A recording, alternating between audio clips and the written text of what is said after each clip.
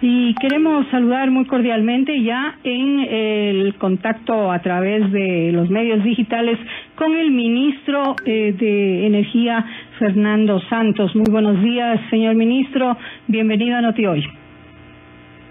Muy buenos días, Anita. Saludos a usted y a su audiencia.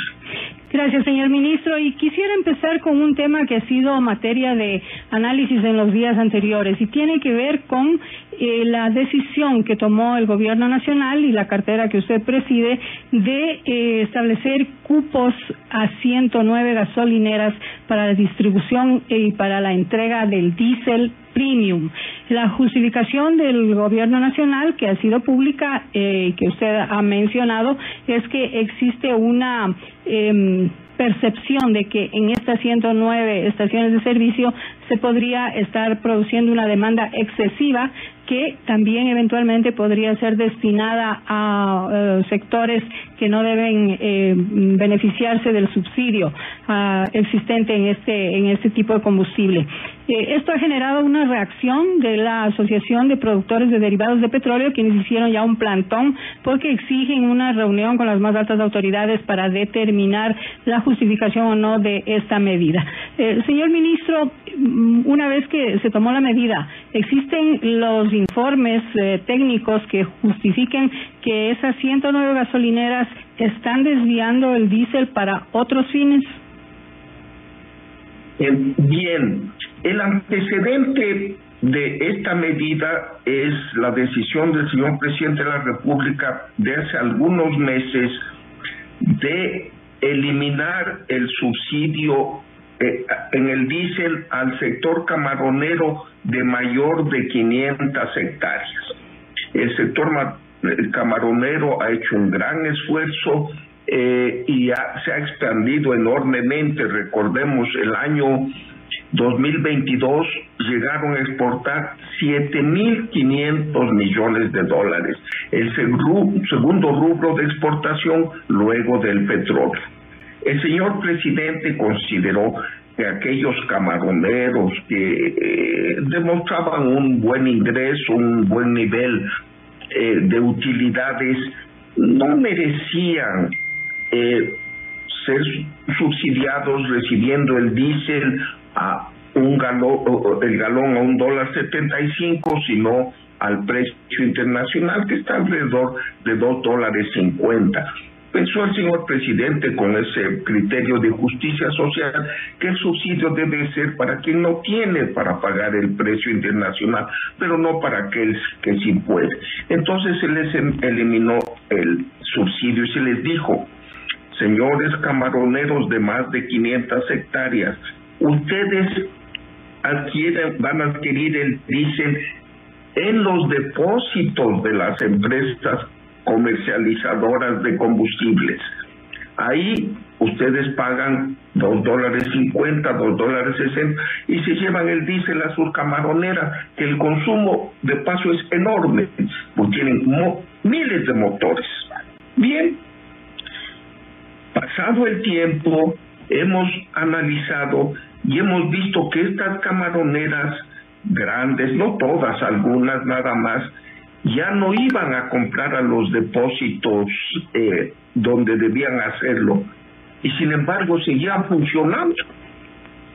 Y uno se preguntó: ¿y qué pasó? ¿De dónde sale este diésel? Se hizo un análisis y se analizó que muchas gasolineras, 109 de las 1.200 que tiene el país, habían incrementado de una manera inmensa sus ventas, comparando el primer semestre del año 2022 y el semestre primero del 2023. Entonces, lo único que se hizo a estos camaroneros es decir: miren, ustedes vendieron 10 millones de galones en el 2022, ¿cómo así venden 13 millones de galones en el 2023? Este incremento del 30% no se justifica. ¿No pudieron justificar esto, señor ministro? Es el 2 o 3%.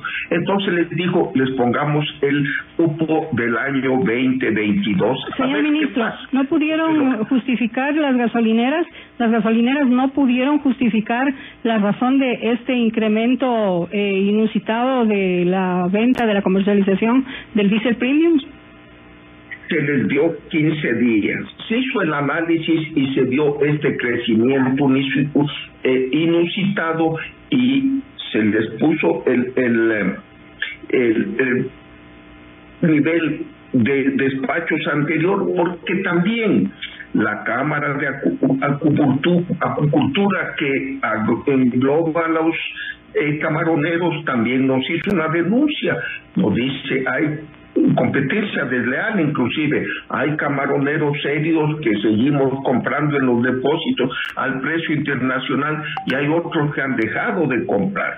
También el presidente de la Cámara de Acuicultura nos ha dicho, miren, hay un desvío, un consumo excesivo de diésel para el sector artesanal pesquero.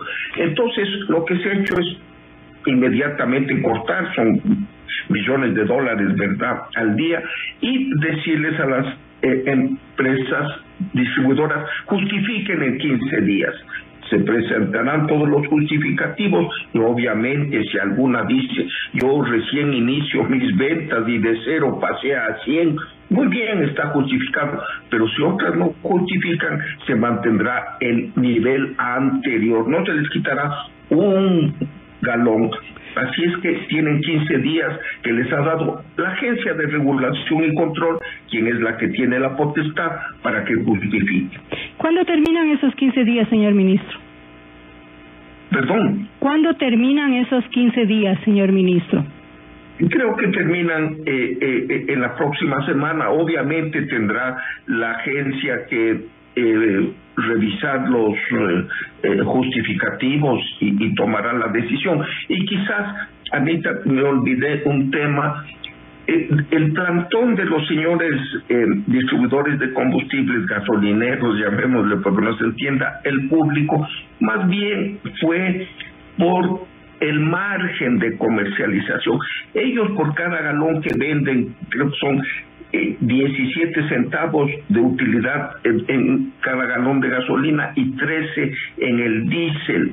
Entonces, estos niveles de utilidad o de ingreso para los gasolineros están congelados desde hace 15 años y obviamente los costos les han subido, la luz, la mano de obra, todo ha subido y quieren que se les rectifique. En tiempo el presidente Moreno se les aumentó 5 centavos por galón, pero el gobierno del presidente Lazo al inicio les quitó estos 5 centavos adicionales. Eso es lo que están pidiendo. Está en análisis del Ministerio de Finanzas porque el fisco es el que recibe todo el ingreso de la venta de combustibles y si les reconoce un margen mayor, tiene que darles a ellos, a los gasolineros, y esto implica una disminución de ingresos de alrededor de $100 millones para el fisco, que ya los tiene presupuestados. Así es que en eso estamos. Los cupos se mantienen del año 2022 para estas 109 gasolineras y el tema del incremento del margen de comercialización para las gasolineras se sigue discutiendo, son cifras grandes, pero estamos en permanente contacto con ellos. Sin embargo, señor ministro, cuando conversamos con el representante de la Asociación de Distribuidores de Petróleo, de las estaciones de servicio específicamente, ellos mencionaron el tema del diésel y plantearon una pregunta que no sé si se la han planteado a usted. Ellos dicen que les extraña que el incremento de la demanda de las eléctricas ha subido de una forma muy alta y que en el mismo volumen ha disminuido la demanda del sector industrial y que eso tampoco se justifica. No hubo una especificación muy clara de cuál era la relación que ellos veían entre este tema y las sanciones que el gobierno ha impuesto a las gasolineras, a las 109 gasolineras. Sin embargo, es un tema que, según nos dijo su representante, le preguntaban al gobierno por qué está pasando esto. Sí, y con mucha justificación, ¿verdad? Yo también me preocupé de esta denuncia, la puedo llamar, y averiguamos en el CENACE, que es el Centro Nacional del Control de la Energía, que es el que despacha la energía eléctrica, y nos demostró una cifra que a mí me sorprendió, ¿verdad? En el estiaje 21-22 utilizamos 5 millones de galones para poner en funcionamiento el parque termoeléctrico, porque recuerdo, el país ya tiene 95% de su generación de electricidad por sistemas, plantas hidroeléctricas, o sea, utilizamos agua, ya no utilizamos normalmente el diésel para las plantas termoeléctricas, pero estas existen para un caso de emergencia. En el estiaje que va de octubre a marzo del 2021 a marzo del 2022, utilizamos 5 millones de galones para prender algunas plantas termoeléctricas. Sin embargo, el estiaje octubre 22, marzo 2023 fue tan severo que tuvimos que utilizar 50 millones de galones de diésel, 10 veces más que en el año anterior.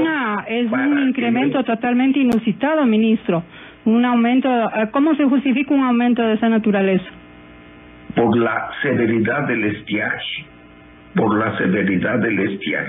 y lamentablemente me ha informado el viceministro por una confianza excesiva de operadores de algunas de las grandes plantas hidroeléctricas que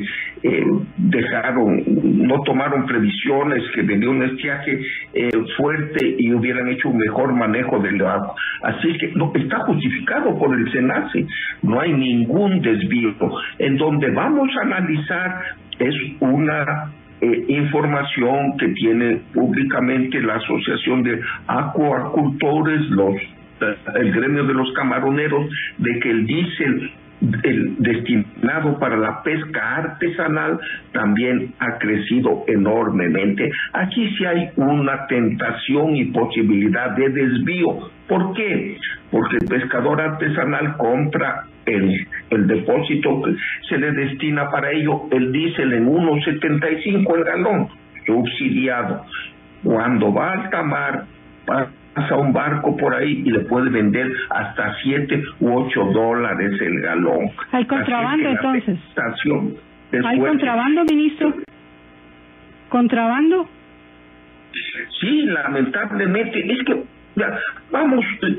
seamos sinceros, la raíz de todo problema es el que exista aquí un precio más bajo que el de los países vecinos y el de las vías de pesqueros y de barcos que circulan frente a las costas ecuatorianas. Esa es la raíz del problema. Aquí se vende gasolina, combustible, diésel, gasolina barato, y en los países vecinos y en el mar adyacente se vende, cuesta mucho más. Siempre habrá la tentación, eso es humano, lamentablemente es así, obviamente por razones políticas, luego del semejante paro y caos que se produjo en el año 2022 en junio por el señor Issa, es difícil subir los combustibles.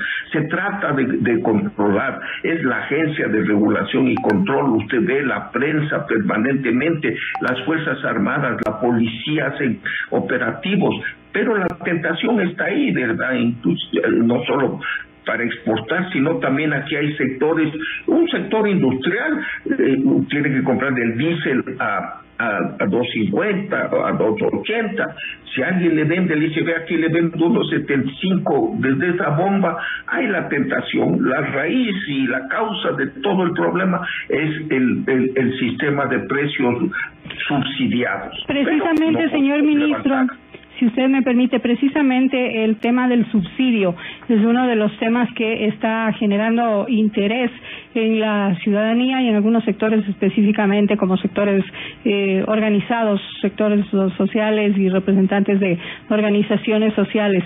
Y el anuncio que ha hecho su colega, ministro de Transporte, en el sentido de que en septiembre empezará un proyecto piloto con la fiscalización de subsidios de combustibles en la costa ecuatoriana. ¿Está confirmado cómo va a proceder el gobierno nacional con este proyecto? Recuerdo que después de las mesas de diálogo entre la CONAIE y el gobierno, se quedó, el Ministerio de Obras Públicas está manejando el sistema de subsidios, porque es obras públicas y transporte, ¿verdad? Y para la focalización, porque quizás por una idea de justicia social hay que beneficiar al que menos tiene, ¿verdad? Al taxista, al transportista, aquel que tiene un tractor, lo ha comprado con mucho esfuerzo. Si hay que venderle subsidiado el diésel, la gasolina, pero aquí tiene un Mercedes-Benz, no se le puede vender a unos 75 el galón de diésel, que se pague 2.80, que es el precio internacional.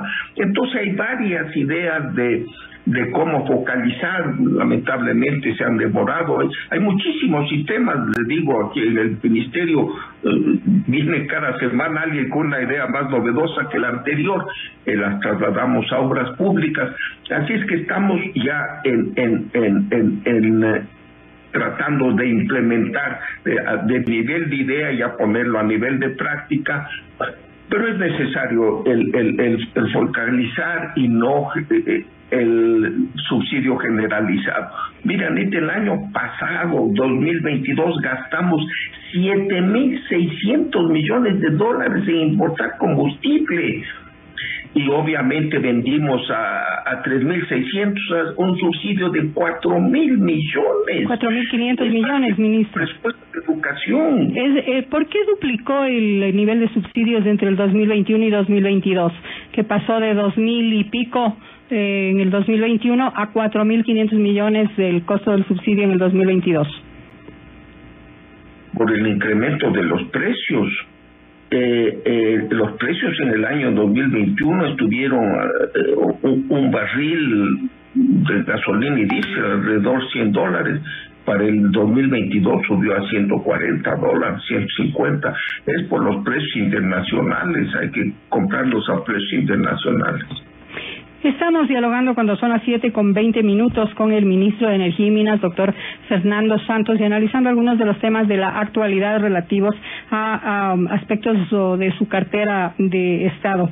Señor ministro, la decisión de la focalización de subsidios es una decisión irreversible. Hay algunos dirigentes gremiales, dirigentes de sectores sociales que están manifestando que no ha habido realmente avances en el tema en las mesas de trabajo con el gobierno nacional, y que de disponerse una eliminación de subsidios para amplios sectores del país y para focalizarlos en los sectores más vulnerables, pues podríamos volver a una etapa de agitación social y medidas de hecho en contra de la medida. Sí, lamentablemente siempre existe esa amenaza latente, ¿verdad? El gobierno con sensibilidad social y además para evitar el caos, todos lo vivimos. Yo en ese tiempo no era funcionario del Estado, tengo mi oficina ahí en el Ejido, no pude ir una semana, ¿verdad? Debería seguirles daños y perjuicios a los señores de la CONAIE. Bueno, es un comentario, pero sí, los señores también abandonaron las mesas y crearon 5 mesas o 6 o 7 mesas. De la mesa 5 era de los combustibles y de pronto dijeron ya no es prioridad para nosotros, y fueron se levantaron, ¿no? Sin embargo, el gobierno ha seguido y tiene muchos análisis. La Agencia de Regulación y Control, que es la encargada de fijar los precios y presentarle al Ministerio de Obras Públicas y a través de ellos al gobierno las ideas, tiene varias ideas. Hace poco tuvimos una reunión, pero en realidad querían mantener el subsidio para el 60% de la población. No, la que merece el subsidio es apenas el 25 o el 30%. Entonces, también es un problema de implementarlo, ¿verdad? Porque hay que poner sistemas de computación, hay una licitación que tienen que hacer, ministro. De una gasolinera de sucumbíos, enviar al SRI, contrastar con el SRI los datos. A una de Quito es más fácil, que tiene mayor conectividad. Así es que es un sistema complejo. Además, ¿quién lo paga, verdad? Los señores gasolineros han dicho, y con justa razón, nosotros estamos trabajando realmente al margen de la utilidad, no nos alcanza, si es que no tendríamos para instalar estos equipos sofisticados a nuestro costo, tendría que hacerlo el Estado. Pero hay varias alternativas, no es que se ha descuidado el tema, el Estado ha seguido trabajando y tiene varias alternativas, pero hay que esperar el momento preciso, ¿verdad? Es un gobierno de salida, le faltan 2 o 3 meses, así es que es el momento oportuno, hay que analizar, pero que hay que hacerlo porque el desangre a la economía del país es intolerable, Señor ministro, obviamente hay un crecimiento normal del consumo, cada año entran 150,000 vehículos más al mercado, las exportaciones, y si usted compara el año 2021 fueron como 25,000, 26,000 millones de dólares. Para el 2022 subieron a 32,000 millones de dólares las exportaciones. Hay más productos en el mercado, más hacia los puestos de exportación, hacia el aeropuerto, las flores. Sí hay un crecimiento en la economía, pero en el fondo este sistema de subsidios es perjudicial para todo el mundo, todo subsidio, excepto el subsidio directo a las familias que lo necesitan, porque se presta, para que el producto subsidiado sea desviado a fines que no se pensó. Señor ministro, precisamente uno de los temas que ha generado críticas en este aspecto es el hecho de que tomaría la decisión el gobierno o establecería el subsidio, por lo menos un plan piloto, en septiembre, como se dice, cuando es un gobierno que ya está de salida y eventualmente dejaría tomando una decisión de política económica que ha sido altamente conflictiva en los últimos 20 años en el país. ¿Le dejaría al próximo gobierno atado a una decisión política de esta naturaleza? ¿Es el momento oportuno, ministro? Es difícil contestarle, yo en realidad no hago la política. Claro, obedezco las instrucciones del presidente, tengo mi opinión. Por supuesto, es una muy buena pregunta. Estamos a 3 semanas de las elecciones, ¿verdad? Quizás lo civilizado sería conversar con quien salga electo en la primera o en la segunda vuelta y tomar una decisión en bien del país. Este es un tema que trasciende a las filosofías políticas. El problema, quiero recordarle a la ciudadanía, fue el presidente Moreno, a través del ministro, el doctor René Ortiz, dejó un sistema muy saludable y eficaz, que era subir el 5% del precio de los combustibles hasta llegar al mercado internacional. Era un aumento gradual que no se sentía, ¿verdad? Y estaba funcionando excelentemente. Fíjese, el diésel cuando comenzó este sistema de venta estaba en $1.08 el galón, llegó a $1.75, no pasó nada. La gasolina estaba en $1.40 el galón, subió a $2.40 la gasolina extra, no pasó nada. El país estaba absorbiendo ese incremento de precios, íbamos a llegar al nivel de los países vecinos, evitar el contrabando, evitar el desvío, todo se veía bien. De pronto el señor, y le doy el nombre, el señor Leonidas Sisa, se le ocurrió hacer un paro y casi incendia la ciudad de Quito, ¿verdad? Entonces, para evitar un caos y daños mayores, el gobierno, con sensibilidad social, como tiene que ser, aceptó suspender y congelar los precios donde estaban, crear las mesas de trabajo cuando estaban estas mesas, es una de ellas para establecer el nivel de la focalización. Los señores se levantaron y se fueron, pero siguen amenazando, cuidadito, como usted bien lo ha dicho, recordado, cuidadito, no suben un centavo, volveremos a incendiar Quito. Así es que es un tema muy sensible. Hay una elección en las próximas semanas y quizás una segunda vuelta pronto. Se puede hablar con el quien resulte electo para tomar la decisión mejor en beneficio de los ecuatorianos y que no cause un caos, porque realmente del caos no se beneficia a nadie.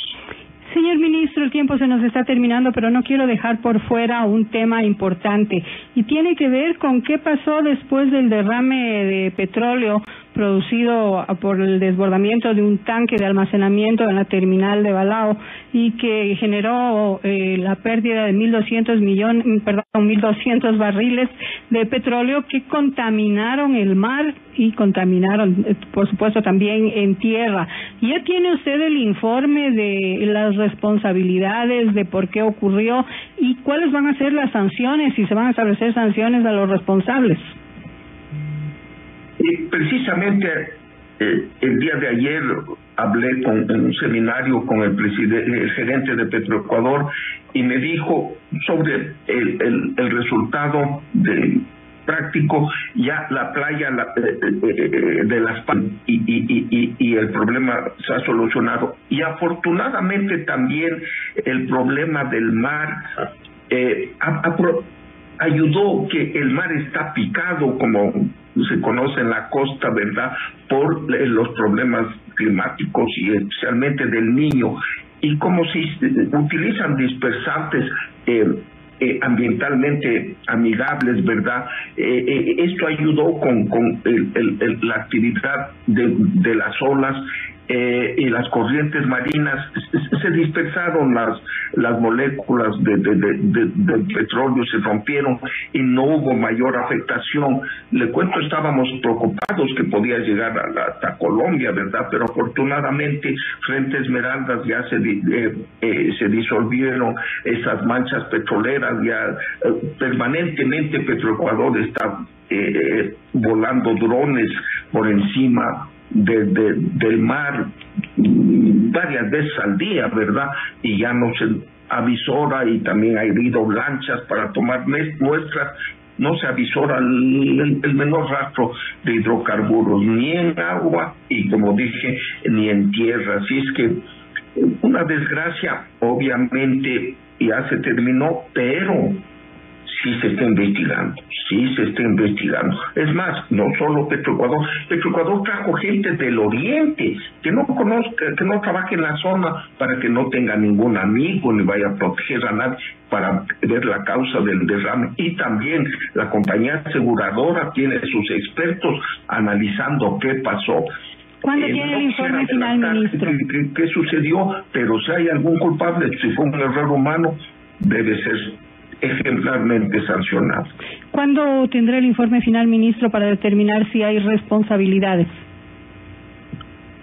Yo creo que la próxima semana, hasta fin de mes, primeros días de agosto, ya me ha dicho el señor gerente de Petroecuador, que ya tendrá el informe.